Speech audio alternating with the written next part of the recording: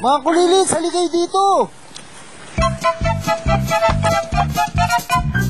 Alam nyo mga kulilits, importante maging makabayan sa paglalaro ng mga larong Pinoy katulad ng luksong tinik na ipagpapatuloy natin ang mga larong na manapan natin sa ating mga ninuno. Mga ninuno natin? Katulad ng lolo ng lolo ko? Katulad ng mga bayani? Oo, Bugoy. Ang mga ninuno ay ang mga Pilipinong unang nabuhay sa atin. Katulad ng lolo mo, Chacha. At katulad din ng ating mga bayani.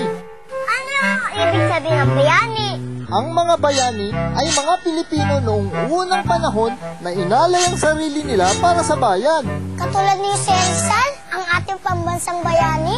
Tama. Si Rizal ang nagmulan sa mga Pilipino sa kalupitan ng mga mananakop na Espanyol noong unang panahon ng Kastila sa pamamagitan ng pagsulat ng mga nobela. Wow! Dahil sa sinulat niya, luwaban ng Pilipino laban sa Kastila! Tama! Isa siya sa mga naging dahilan ng paglaban ng mga Pilipino.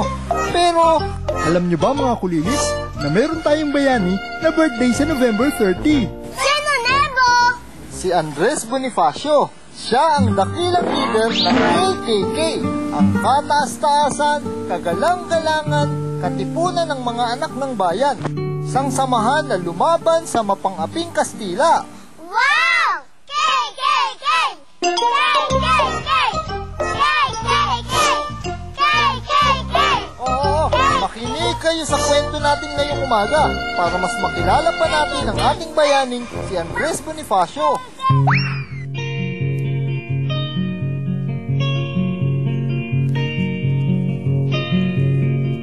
Si Andres Bonifacio ay isinilang noong Nobyembre 30, 1863 sa isang maliit na dampa sa Calle Arlegui, Tondo, Maynila.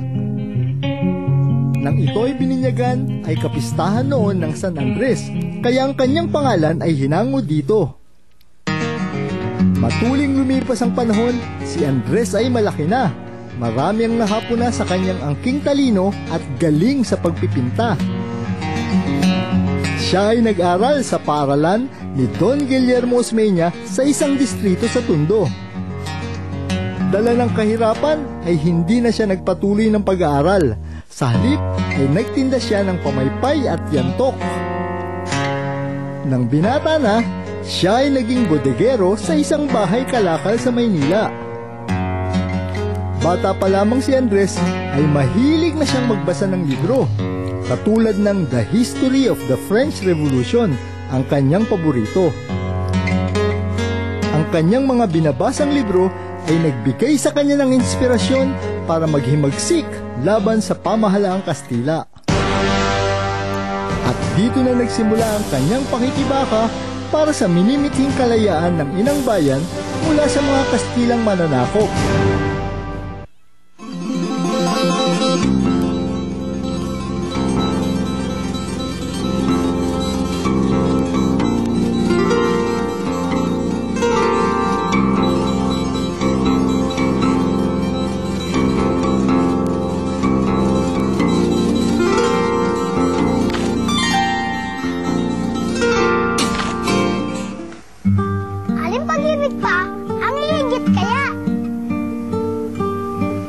Pagkadalisay at pagkadakila.